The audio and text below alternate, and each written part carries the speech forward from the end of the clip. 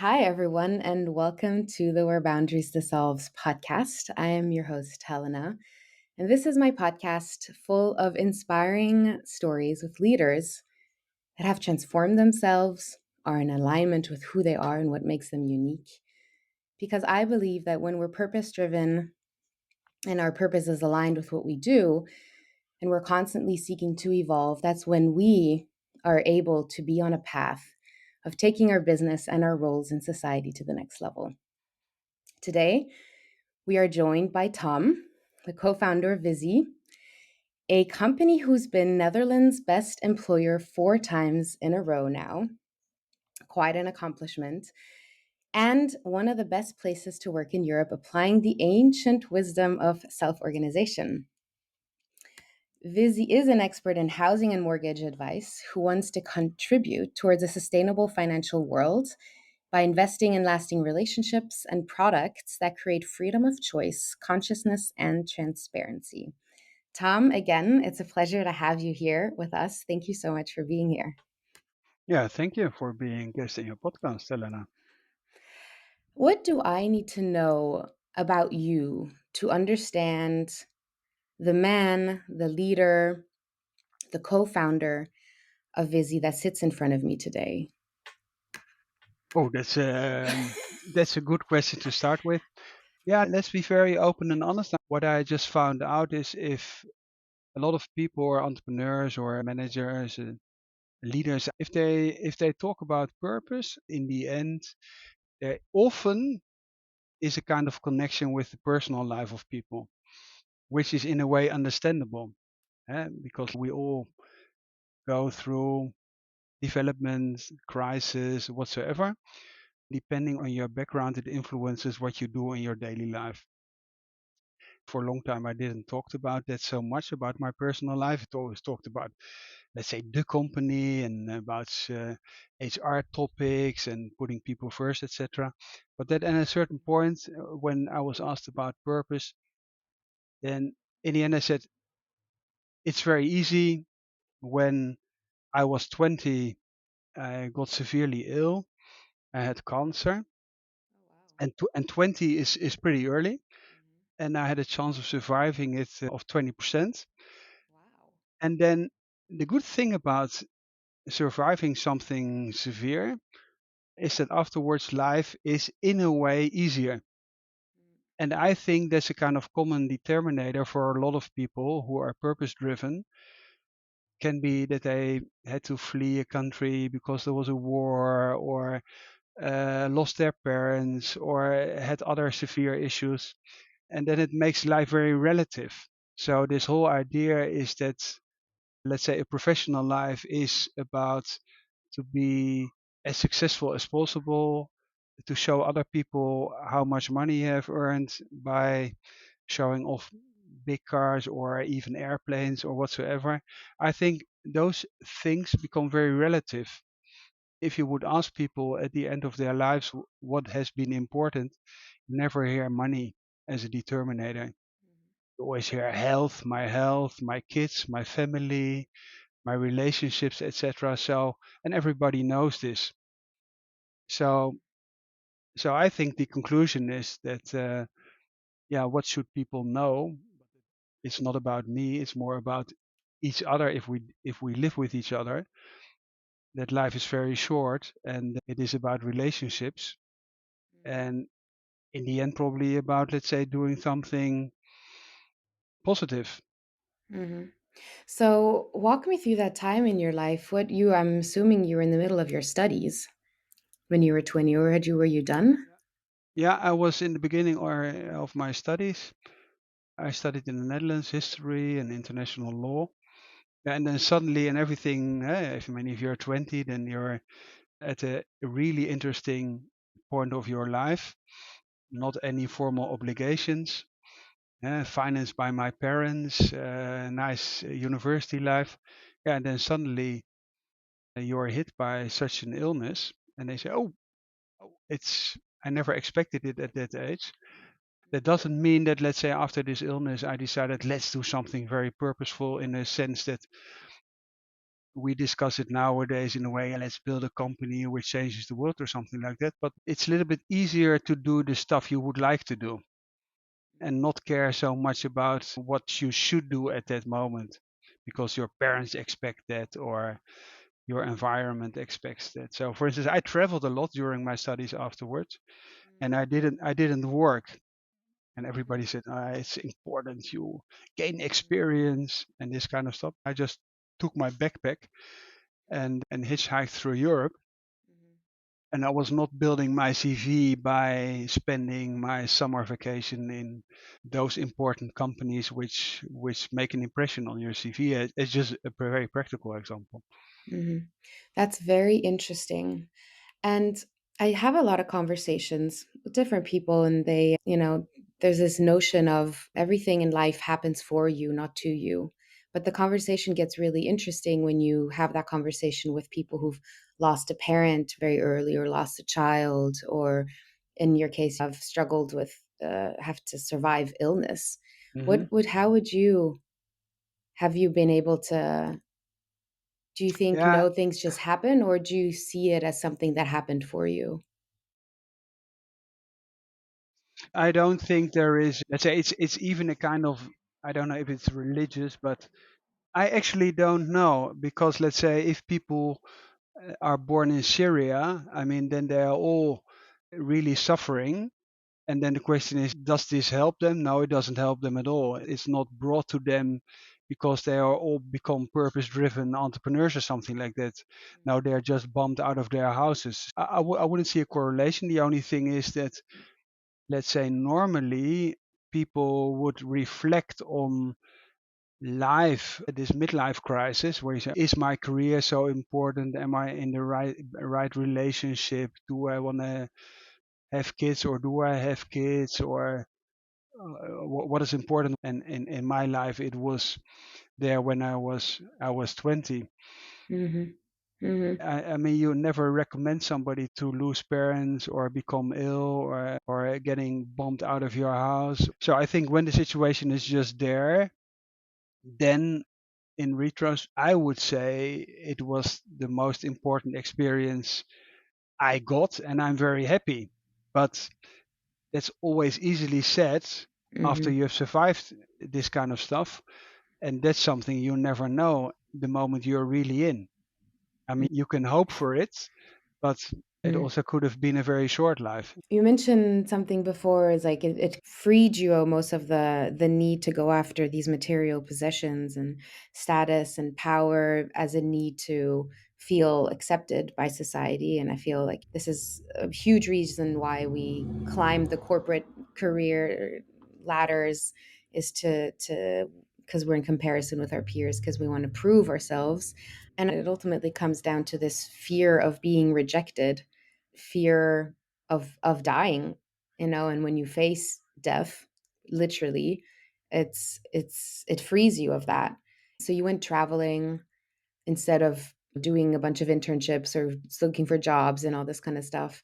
In what other ways have you experienced yourself being much more free to make decisions more in line with your values, instead of Yeah, it making is. decisions from a place of fear? Yeah, I have some examples, but it's not only always positive. So let's say Interesting. just shortly after my illness, Mm, I let's say you have a focus on what is important and what is not. And I mean, I never was a great small talker, but let's say I just said, for instance, to my girlfriend at that time, I'm not going to this dinner because these are uninspiring conversations. And that's also something which, in a social environment, there is a certain amount of small talk. And for your environment, if you just only want to go for the hard stuff mhm, and for the substantial stuff, that's not so easy. And then after a certain time, you become more, let's say, sociable again. But I mean, I can do small talk, but at a certain point, I still hate it because, and I I'm hear really, you. I'm really happy. I don't have to attend all those parties and just telling the same stories over and over again without any real substantial subject. I still prefer a small amount of people and a real conversation over a lot of people and no real substantial conversation. Mhm. Mhm. And that's something which that's not only positive. And the other thing is that what I also notice if I exchange views with other people with same backgrounds, you want to do too much stuff because you always have this idea, I don't know if I have enough time. Mhm. That's a kind of obsession. Mm. Mm. For a long time, I just worked too much because okay, I can Mhm. still do this and still do that and etc. That means that the risk of burning yourself is just much higher. It's also not so easy for the people around you. Mhm. And the other thing is that in a business context, you can really drive a lot of people around you very crazy because Mhm. you send emails at times where other people are already asleep, etc. Just out of a kind of enthusiasm. It's not because you want to burn other people, but to work You're together excited. with Mhm. me is not always that easy. So I always explain those people, also new colleagues. When I have a very intense working relationship, I explain those people. Say, okay, if you just get emails from me, just put off your computer at certain. I have become more civilized now, but there have been times where people said, I don't understand. I get an email at 2 o'clock at night and then 7 o'clock in the morning.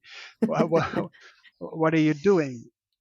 So it's not only positive. Mhm. I see that. That can be quite intense. I can relate with that. There's a very nice quote from a German filmmaker, Fassbinder. He said, I can sleep when I'm dead. Mhm. So he made an enormous amount of movies, but he died with 41. But this idea, I want to make this next movie. You see a lot of those artists as well. Heroes die young. They have such an enormous creative energy and they have a kind of painting in their mind and they have to paint this next painting during the night and they go on and on. If you read stuff about Picasso or others, those are maniacs. Mhm. I mean, it's just the Not sustainable. creativity they wanna put into a painting or a piece of art or whatsoever. But it's also very difficult for those people around to live with those artists or but also in a modern context, those people like Elon Musk. I mean, he is not a big example for me personally, but Yeah, those yeah, people are also just if you read about his family life or see interviews and then something doesn't work in the Tesla factory and he just sleeps in the factory just to solve the problem because he is just so obsessed with the stuff he does. I mean, I'm not that crazy, but I just want to say obsession also has a very negative side. yeah. Mhm. Mhm. That's very interesting. That's very interesting. Yeah, for me, it's definitely very important. I'm very harmony driven. How I interact with people at work. So that would be definitely important to me if I realized that I was causing a lot of pressure for the people around me. We actually had a CFO who was doing the same thing and then he found a I'm not saying this is the right thing, but he found a setting so that all of his emails would be marked going out at 7 a.m. in the morning so that people weren't getting that anxiety from seeing, oh my God, That's you correct. know? Yeah. Yeah, I'm privileged that I'm in a small company. I mean, we're between 30 and 40 people, and the people I work with, my main, let's say, colleague. I worked together for, I don't know, 15 years or something like that, so she knows me. What I just found interesting about harmony is that in a business context, harmony is not my topic. So I don't have any, I will call it difficulties to escalate or to get confrontation. Hmm. But on the other hand, in my private life, I'm Interesting. extremely defensive and very reluctant. Let's say in a private situation, I'm much more anxious to have a kind of confrontation. Hmm. It's the opposite for me.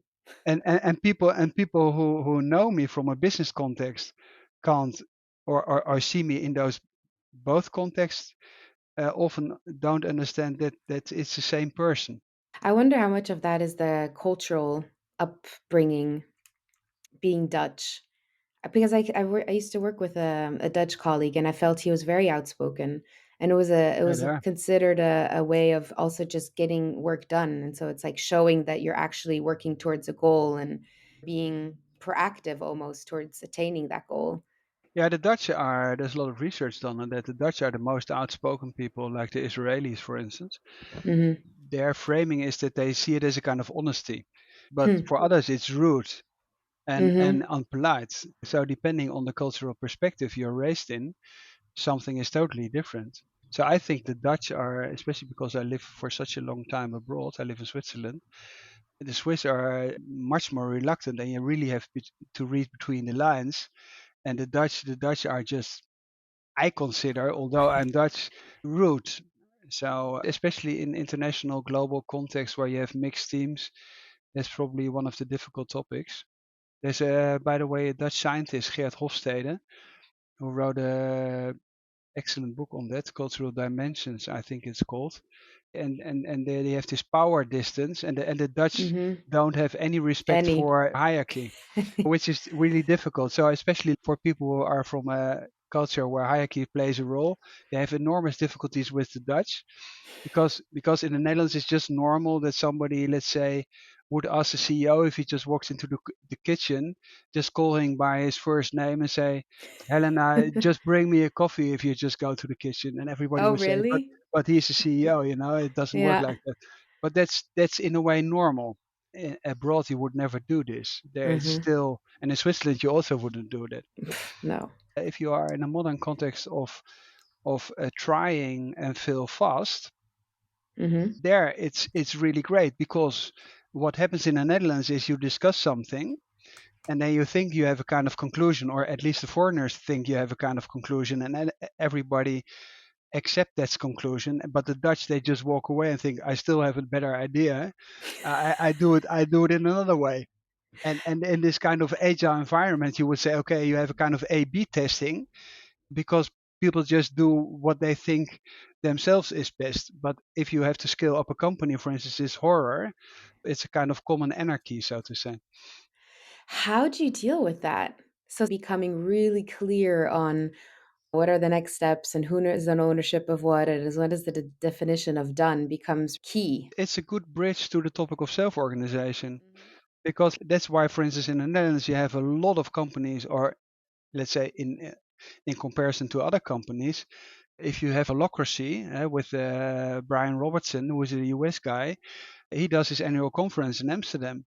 Now, why is this the case? Because there are this whole idea of self-organization, which, by the way, is not an invention of the Americans, but a lot of theoretical work has been done in cultures where you have a tradition of self-organization, and the Mm, Netherlands is just one of those countries.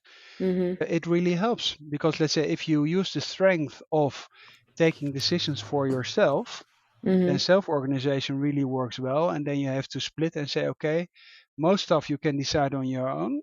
So, for instance, if you think that that's the best for your client, you are allowed to take that decision, and then it's something positive.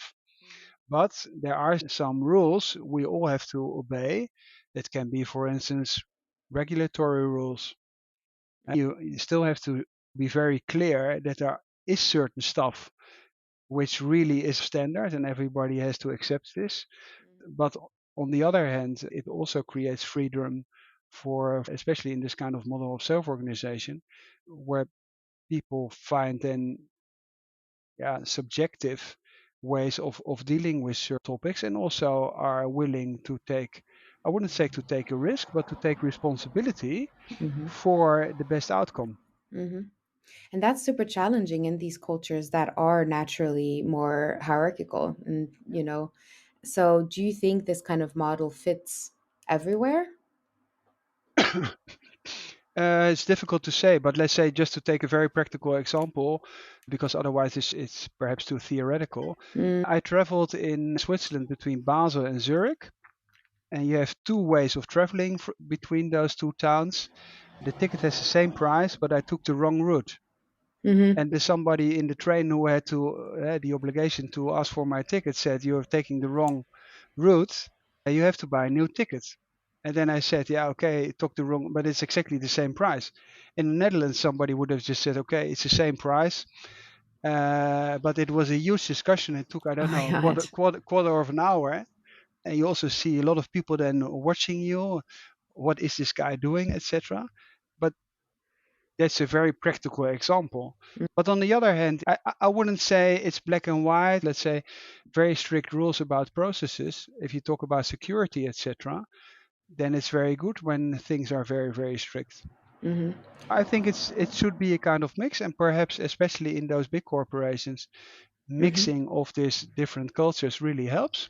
Mm-hmm. And I think one has to explain the theoretical backgrounds why this is the case. I mean, we just had a short talk on this Mm-hmm. before the podcast started. If you produce cars or airplanes or machinery, etc., you can't just experiment and everybody makes the tool in a different way. There has to be very strict standardization of how to build a car because otherwise you have a big issue. But if you are a merchant and you would just experiment by taking a product into your grocery shop or whatsoever. Say, okay, I don't know if people like food from Thailand, but I will just put it here and try to sell it in a supermarket, see what happens. I mean, that's something which you really can just test. But Mm-hmm. but depending on the culture and what you do, it's easy Mm-hmm. to test. And on the other hand, if you produce something or if you build watches, a watch has a function to show you the time, and you can't say it's plus minus 5 minutes. It tells you what the time is now. It's very interesting what you say. I've had different people on the podcast. I had Doug Kirkpatrick, who was part of the founding team at Morningstar, a Yeah, I purely know him. self-organized, yeah. And he was talking about how, when you establish it from the ground up and you value based, it works because they're a tomato production company, so it applies there. And then I've interviewed and spoken to consultants about running initiatives, self-organized initiatives at Siemens, and Siemens is very hierarchical. And her notion was you can do it in parts of the organization, but in other parts that are kind of like the controls and gatekeepers, it's not necessary. You don't need that. And I thought that was very interesting because in companies like Siemens, there is transformation happening everywhere, and there is a higher level of complexity in a lot of places of the organization. So I personally would advocate for, you kind of almost need like hybrid skills in people who are able to, based on the problem that is in front of them, apply a more self-organized approach, or a waterfall project management, which is in a sense more hierarchical. Is this something you observe as well in your company, that there's this split between the two, or how is that handled? Perhaps it's our company. I don't know if our company is such a good example because let's say if you are very small, then things are just much easier. When you just talked about Siemens, I had to think about Roche and Novartis, the big pharmaceutical companies in Switzerland. They also could be interesting for you to interview them because on the one hand they have to be very strict, and for pharmaceuticals, I mean, it's not something where you can just say, oh, we'll do a little bit like this or a little bit like that, but No. that has to be very, very precise. You're talking about lives, and it would be interesting to know their perspective on that. Roche, as an example, often visited us in Amsterdam with different teams, Hmm. but I really don't know in practice what their lessons learned are in this pharmaceutical context. What you also see if you talk about the, let's say, German economy and Siemens, and for instance, especially if you talk about Germany, a lot of people will think about the big car brands. Then the question is also, where do you experiment? I mean, you can't just build one type of car and still say to another team, uh, you have a kind of budget, try to build a very cheap car, or try to build an electric car, or try to build a big family van. Or you can still, let's say, experiment next to your very strict hierarchical process driven Porsche assembly lines, etc. So I really don't know. But on the other hand, if you talk about car manufacturing, Toyota, you have this red handle everybody can just pull when they think something goes wrong in the assembly lines. That's very interesting. In terms of your personal experience leading self-organized, co-founding self-organized company, It's all about transparency and putting people first, as you talk about in a lot of the podcasts that you've been on, and building these leadership capacities in everyone. In other companies, there is this, you alluded to before as well, this need for status and power. And oftentimes people were promoted for their level of expertise. So there's a lot of control in decision making. There's an enjoyment of being in control of decision making and being to be able to bring in your expertise as well. And so with the level of complexity rising, I do observe a need to shift towards more self organized approaches and being an empowered team that can make decisions. But this takes a change in how managers see their roles and letting go of this control. How do you feel safe letting go of that control? Is that something that you, or is that because you're Dutch, as you were saying, there's this low power distance? That's not really a topic. I would, let's say, if you zoom out, the question is, how do you see yourself? Do you see yourself as a leader or as a kind of, yeah, you can say a provider or a coach or whatsoever? I mean, you're a Swiss, or at least half Swiss. Um, I believe much more in this team attitude, and not about the strong CEO, the strong leader, or the empathic leader, or the serving leader, etc. I believe more in rotation. It's always very easy to say, okay, somebody is more experienced, just go on.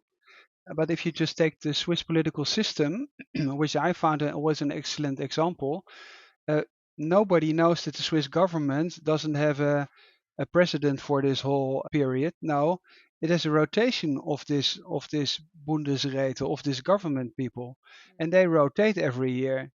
And I don't know any example of a recent or actual government where it works that way. And then you could say, no, somebody would be more capable, etc. But it stabilizes this whole political culture in an excellent way.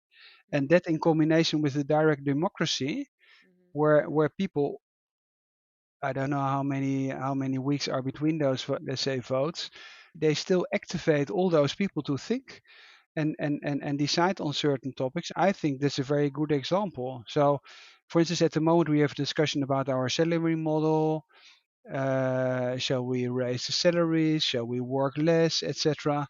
And then normally one would say, no, you have the HR department, or you have the CEO, or you have the board, and they decide on that. And we just, so let's just discuss with the people. Mhm, What do mhm, people want? mhm, Because and then you have this basic democratic idea. I mean, if people have voted for something themselves, you don't complain afterwards that those bloody politicians did something you didn't want yourself. mhm, No, mhm. because you You're voted involved. for the parking space under the opera in Zurich for 50 million or 70 million, or you voted in favor of something or against something. And then you can still blame the other ones that didn't understand it, but that's then the majority, and then you can still discuss if the majority is a useful starting point for governing a country. But and I think in companies that also helps. And if you have a kind of rotation principle, it's also much more difficult to say we have such an incompetent manager, because at a certain point you are also the one who has to take this responsibility. And if you then talk about scrum teams or sprints, etc., then you also have this kind of same mechanisms. So why shouldn't you adopt this agile way of working and shared responsibility and rotation? Why shouldn't you use this for your whole structure? So, for instance, I am not the CEO at the moment. I have been again the CEO from October to April, and now somebody else has done it. I hope next half year somebody they will rotate further. And it's a little bit like, if you would, let's say, watching bike races like Tour de France, etc., and you have a kind of team. For a certain point, you're the one who is biking in front, and then the next takes over, and then it rotates all the time. And for instance, if you would try to drive as fast as possible with, let's say, 4 or 6 people, you have to rotate, because otherwise you would never win. It's not always, let's say, a team which wins doesn't have somebody who is always driving in front. That just doesn't work. That's interesting. So, what Doug was talking about is the decision making powers lays with the person closest to the action of who's affected and who's dealing That's with right. it. So, I'm trying to rack my brain around how these different teams form. And then, if there's rotating executive leadership, like, is how is salary then based? Is it based on the current level of responsibility, or how is that managed? That doesn't salary doesn't have anything to do with, let's say, with the role of let's say being responsible at a certain time for this coordination of the team. So that's just something which has to be done. So let's say just take a very practical example in our case to make it more practical. So we have a credit department, and there are three at the moment. I think three colleagues, and then we just rotate. So every half a year somebody else takes over, and they all have more than 10 years working experience. And their salary model is based on the level of years of experience. So it's a little bit dull model. It's a little bit like working for a government or a university. We would say you are paid for your loyalty. So we say, okay, every year we say, Helena, thank you that in this new year you still want to bring your whole self or all your energy bring to our company. And for this loyalty, you get a salary increase every year from, I don't know, so many Swiss francs or euros or dollars. And because everybody does this or gets this kind of increase, that's fine. But, but there's something philosophical behind it, is that in the end, you could also interview him. Everybody matters, Bob Chapman, an American. Um, that everybody in this team is equally important. So because you never know, let's say in our world we often have the idea I am much more valuable than my colleague. But the question is, let's say if you ask people, are you more than an average driver? Then 80% of the people say yes, I'm a better driver than the average driver, which is 80% can't be better than the average driver. So we all have this kind of positive idea, at least the At least majority. men. Yeah, men much more than women. So, for instance, if you have this kind of fixed salary increases, it favors introvert people and it favors women, because women always think, okay, I don't know if I can do the job, and they do it much better. And the man says, yes, sure, no problem, and they it's a Yeah. you can put a question mark behind it. So, which if you just talk about the research, but that means that in those teams, or if you talk about the culture of the company, the starting point is the team knows more than the individual. Or Mhm. to put it in another way, if you think that you're the smartest guy in the room, Mhm. you better work at another company, because Mhm. we, as an individual, we are Mhm. not smarter than our colleagues. Mhm. Together, Mhm. we may Mhm. be smart or build a smart company, but we are only a smarter company when we activate all the intelligent in all the teams, because a team is always more intelligent than the individual. Mhm. So are you always searching to bring in people from different backgrounds, and how do you manage that so that there's this nice diversity on teams? There's always a lot of discussion about diversity. I actually think that the most important thing is that there is psychological safety, where, let's say, people feel strong enough just to share what they think, and it doesn't have any consequence, for instance, for their salaries or bonuses, etc. We don't have bonuses. So on the one hand, there's a lot of discussion about diversity, but if in those companies which claim to be so diverse, there is a strong bonus culture, I really don't know if people will really speak up, no matter on what, no matter on what subject. So that's one thing. The other thing is that in our self-organizational structure, the people of a team decide themselves who they hire. It's up to them. And then people would say, yeah, but will they hire then exactly this type of person there is already in this team? It may be the case. I really don't know. Um, I find it always very difficult to say, because let's say this idea of let's say you for instance favor women as an example, and then if you see successful women, they are more masculine than those guys we criticize. So what did we do? We have equal pay because there is no difference between men and women. They just start and they get salary raises. That's it. So there, from a systematic starting point, there can't be any difference in salaries,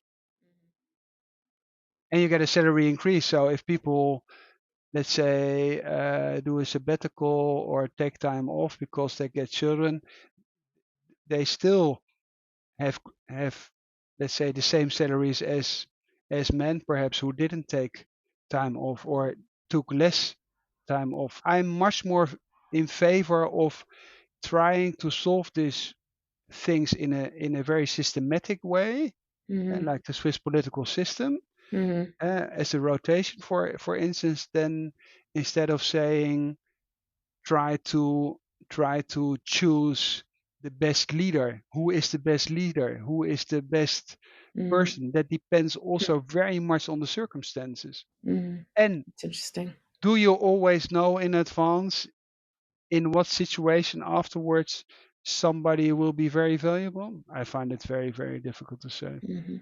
That's very interesting. Is the company very young?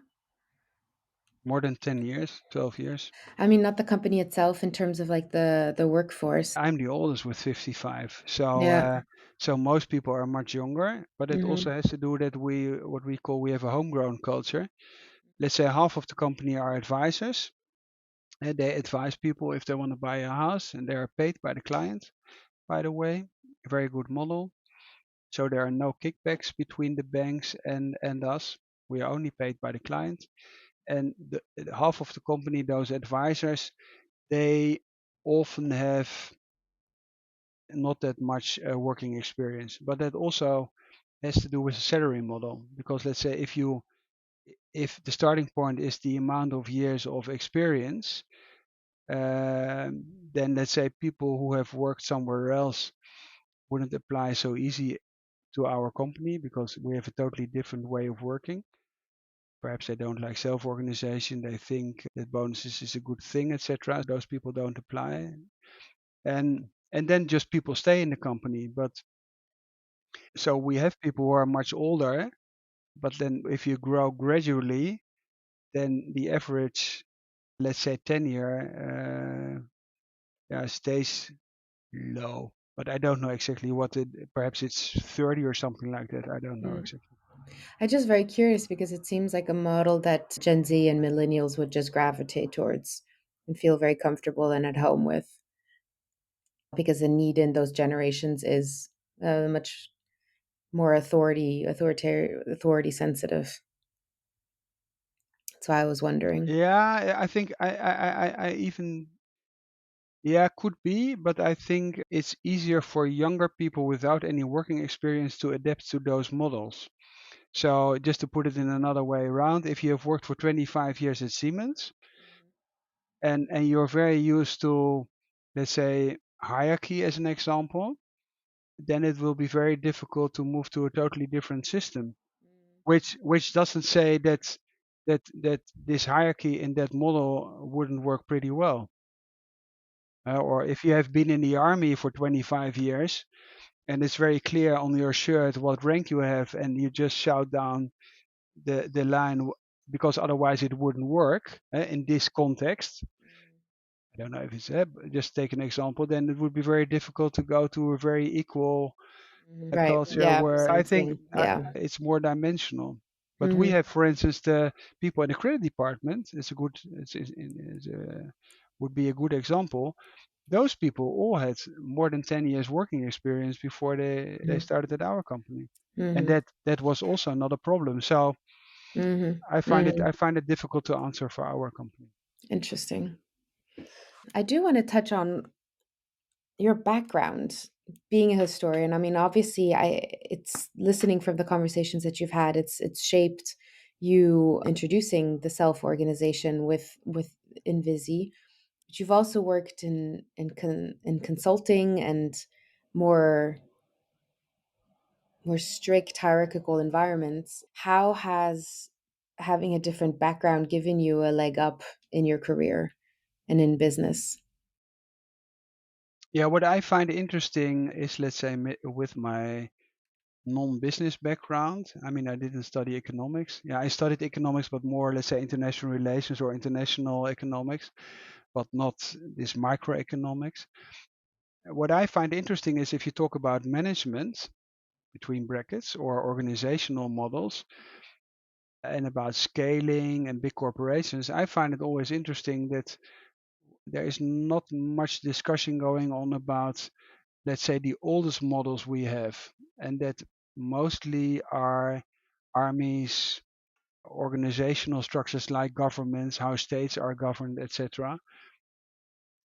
And the amount of people you have to manage, for instance, in a country, is much higher than the amount of people you have to manage or to organize in a company. So if you just take this example of Switzerland again, of the basic democracy, that's a very good example of self-organizational stuff.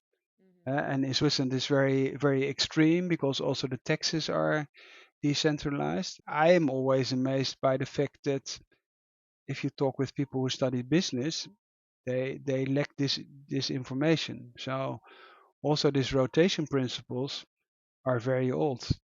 And the funny thing is that, I mean, I took Switzerland as an example, but if you talk about, for instance, the investment banks or the big consultancy companies, like for instance McKinsey, it's a rotation principle. So the partners, you call them partners, and the partners choose somebody for a certain period to be the leading partner. And it's at Goldman, it's the case. It's all those old merchant or investment banks, always partnerships, and they all choose for a certain period somebody from this round of partners. McKinsey still does it, etc. So it's very interesting that those extreme examples of our economy, or even capitalist economy, if you talk about Goldman and McKinsey, etc. I mean, these are not the softies around us. They have rotation principle. Interesting. Yeah, that's really cool. And what is also perhaps an example, because perhaps I have to correct also this hierarchy idea of the army. Self-organization is actually from our army context. It doesn't come from a business context. So where does it come from? On a battlefield where you have a lot of smoke, it's difficult to give orders in advance. So people have to be self-organized, because in the battlefield the situation changes so fast that those people on the ground have to decide for themselves what to do or what's the next move. If people are interested, they have to Google that. Napoleon started with it, and then the Germans, when they lost in Jena, I think 1841 or something like that, the Germans, they analyzed that why they lost, and they made a big theory about that. Also, the Americans, if you are on West Point, etc., you learn this German decentralized decision making on the battlefield. Auftragstaktik versus befehlstaktik, it's called. So you give somebody a goal, but the way you conquer the next bridge is left to those people on the ground, because you can't say in advance you have to go left or right. So, which I find very interesting. So this whole idea, a big organization and self-organization, is something which can't fit together. I mean, the army always has been the biggest organizational form, and then also behaving in very complex, fast changing circumstances. So if somebody who works in a corporate environment with a lot of people where not a lot of stuff changes, like a car manufacturer or Siemens, I would say you should perhaps study von Moltke or Wehrmacht or the Prussian army. They were self-organized, and they even didn't have this modern tools like email and telephones and satellites, etc. That's what I find as a historian very interesting. But probably Alexander the Great, when he conquered the world without internet and telephone, also had to use a kind of self-organizational system, because otherwise I wouldn't know how to how to handle those armies. It's fascinating. How do you see this model evolve in the future? Do you think it will evolve? Are you have a few years under your belt leading a self-organized company, being part of a self-organized company. How do you think it is evolving and how will it evolve? I find it extremely difficult because on the one hand, the question is, okay, if we would compare it again, let's say with this whole development of democracies around the world, people would say, okay, if you just watch those wealthy nations like Switzerland or the Scandinavian countries, also let's say from a perspective of the US, if you have a US podcast, then you would say, okay, the Swiss is much more wealthy, they work less hours, less crime, better health system. Doesn't matter what criteria you would take, they do everything much better than the Americans. Scandinavians also. Mhm, But does this mean that the Americans would have a discussion? Let's try to implement the Swiss model in the US, or so it's. I find it very difficult. So something can be a much better model, mhm, but that doesn't mean that there is this understanding or common sense. If this works much better, we should implement it. And and I want to make a kind of a cultural start a cultural difficult discussion on that. But you have it also in very small topics. So if the Scandinavians have a much better school system, mhm, as an example, or have much more equal rights for women, mhm, why don't we just copy the school system from Finland, or the women rights or wages from Iceland, etc. I mean, in the business context, we would call this balanced scorecard or mhm, benchmarking or external mhm. benchmarking. But I'm pretty skeptical because it's not that the best solution is automatically adapted. I think I meant more within your own organization. Do you feel like there's space for the model to evolve? Are you Yeah, challenging the model? it evolves. It evolves all the time. I think people like it because it creates an enormous rest and stability. Mhm, But it's also that is always difficult to say. I did a talk on holacracy in times of crisis. mhm, In times of crisis, you have a tendency to to have a call for a strong leader. You mhm, also have this in politics, mhm. although the opposite would be a much better option. Yeah, I saw Uh, that YouTube video. I think it's so leadership in times of war and peace, right? yeah, Yeah. yeah, yeah. So let's say if you have times of crisis, people would vote for somebody who is extreme. It doesn't matter if it's Trump or Boris Johnson in England. Or does this help? No. In the end, it always harms a country. Does this mean that that that the majority still wouldn't vote for Trump? No, because there are a lot of reasons why for those people it's the right thing to do. And let's say if people in a company would believe, let's say in our case, that somebody who is at that moment very strong would be a better solution, or if somebody would say, I think we should reintroduce bonuses because somebody is much more willing to to do the extra mile or to work during the weekend, which we don't do at the moment. Perhaps then somebody skips the model. It's this the same idea. Let's say you have a decent democracy, Mhm, and then we all think we will always stay a democracy. mhm, No, you have to explain, to educate, and to fight for these kind of established rights all the time. It's not something given which will stay on mhm. forever. You have Interesting. to Mhm, to care about this and to educate people and to show them that is something worth to fight for is perhaps not the real word, but mhm, it's also a kind of obligation to invest a lot of time that everybody understands those things. And if you don't do this, you may have a very decent democracy or you may have a very decent company, but then it still goes in the wrong direction. mhm, And if at a certain point when it goes in the wrong direction, it's very difficult to turn the ship around. mhm. I think that a lot of people, if you take, for instance, Brexit as an example, I mean, now the majority would have not voted in favor of Brexit, which is a kind of, I mean, and it's not long ago. So I think these are extremely complicated Mhm. topics. And I think Mhm. the only mistake you can make is that you think that you don't have to put a lot of effort in it Hmm. to keep the model alive. No Mhm. matter if it's a company, but it's also about the relationship. Mhm. If you're not willing to invest in a relationship, it's not something which just Mhm. works automatically, or Mhm. friendships or whatsoever. That's very interesting. 100% agree. That's so interesting. Reaching the end of our conversation, I do have a rapid final three questions for you. What book are you reading right now? I'm reading, that's an exception, I'm reading a novel, a German novel, Schönwald. It's a little bit like the corrections.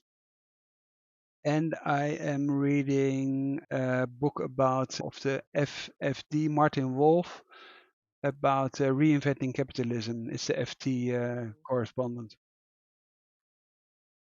I'll have to read that. What have your kids taught you? What have my kids taught me? That multitasking doesn't work, because if they want to play with you, they really want to play with you, and they want 100% of you and not just half of it. And nowadays you see people in restaurants eating together, even couples, and they both watch a cell phone, and that always reminds me they are 100% focused in a way, and then when they play, and I they like also that. and also expect from their parents then to be 100% theirs for display. Mhm. What's something that you are learning at the moment in business? How nice it is to have a rotation system, because it is we went through a difficult phase. We also had to do a kind of turnaround because the market really went down. I wouldn't say it's not that I'm relaxing, but it's perhaps, yeah, perhaps I'm relaxing. I take this example of the Tour de France, of a biking group. It's really nice that after you have been biking in front of the group, that you can just go back in the second or third or fourth position, and somebody else is driving in front, just in the shadow of somebody, which is for a certain period also very nice, because you can just recharge your battery, so to say. Thank you so much for opening up and sharing everything and explaining everything that you learned and talking about Visi and how you guys do things. Not every model fits in every in every situation, in every company, but I do love bringing in different ways of doing things on the podcast so that people get nuggets of inspiration. And I think that's how creativity works, is when we pull from different areas and we get curious about things and that we learn. And so thank you so much for being on the podcast, and it was a pleasure talking to you. Yeah, thanks for having me, Helena.